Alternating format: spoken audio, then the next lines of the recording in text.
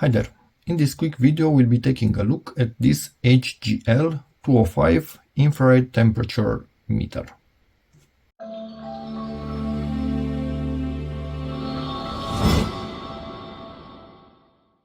First thing, thank you very much HGL for sending this in.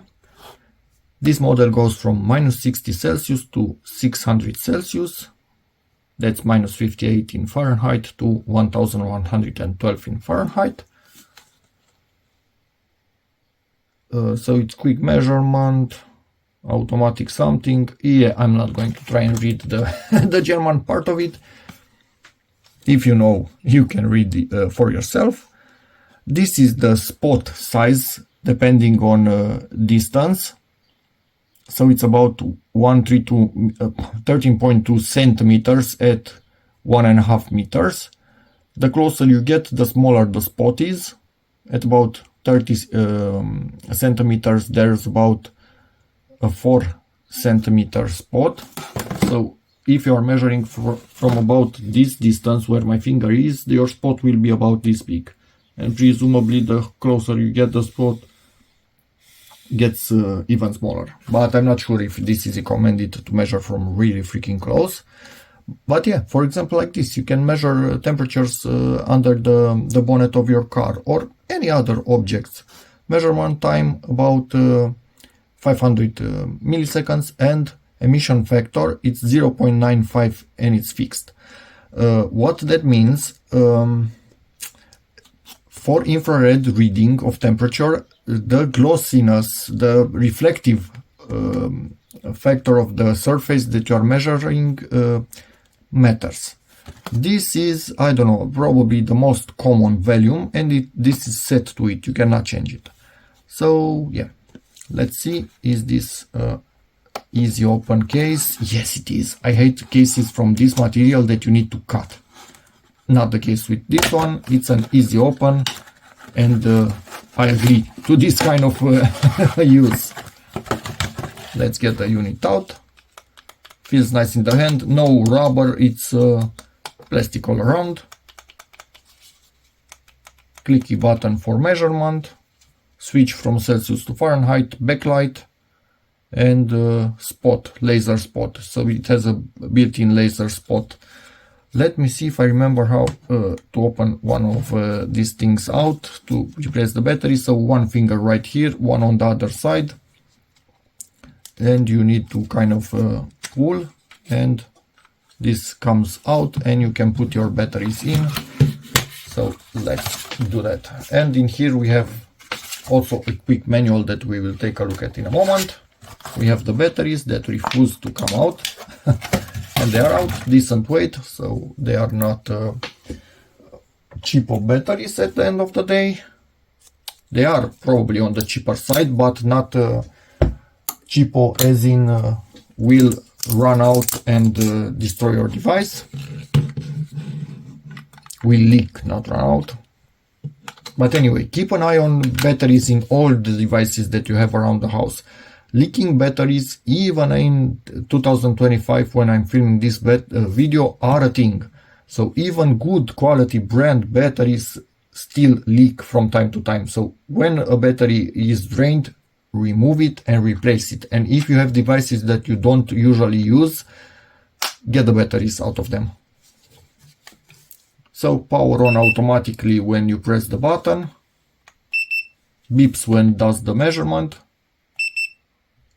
More or less, I have 20 something degrees at this point in here, so this reading makes sense. This 22.8 kind of makes sense. And the reading on my skin, yeah, on your hand, here you are not going to have 36 or 37. Let me try and read my forehead. Yeah, much closer.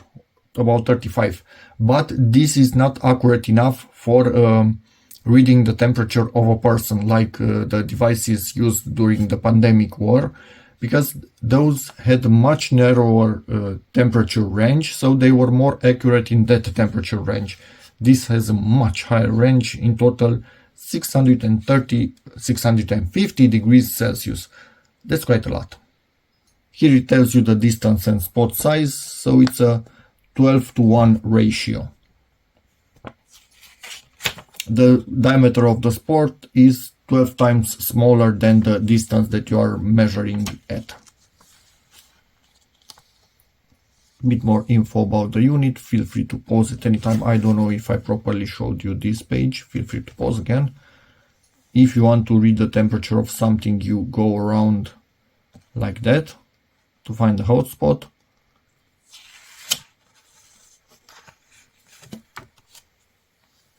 Accuracy right here,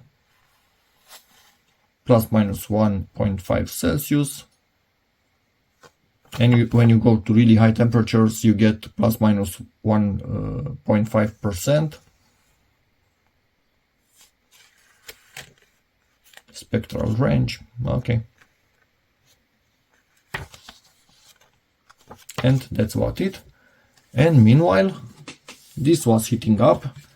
We are not going to get, so it says about 170 Celsius, but that's only the tip. But also the rest of the unit should be fairly warm. So let's get a reading on this, 22.7. So this thing is at 40 degrees. Let me see. Can I double check that? Yes, I can. I can hold my hand on it quite easily. Actually, it feels nice. I have cold hands again. But the tip of it, extremely hard to read. It's really tiny. No, it's not. You get a high temperature of it, but it's that small that it's not readable with something like this, which kind of has a big sensor. It's meant for stuff further away from it. And yes, that little, but yeah, you could see it was going up anyway. It was showing high temperature. You can see the little laser dot itself. If you don't want the light when you are measuring, that's using less battery. If you don't want the laser spot,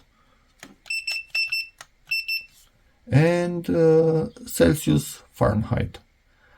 Just in case this needs to be said, don't stare into the beam.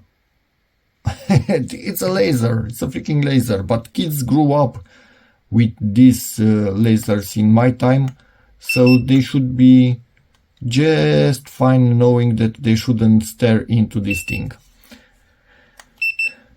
I think I turned off the light. And it has also automatically off, I think in about 7 seconds or something like that. It's written in the manual. Yeah, and it's off. So not consuming battery when it's just idling in there.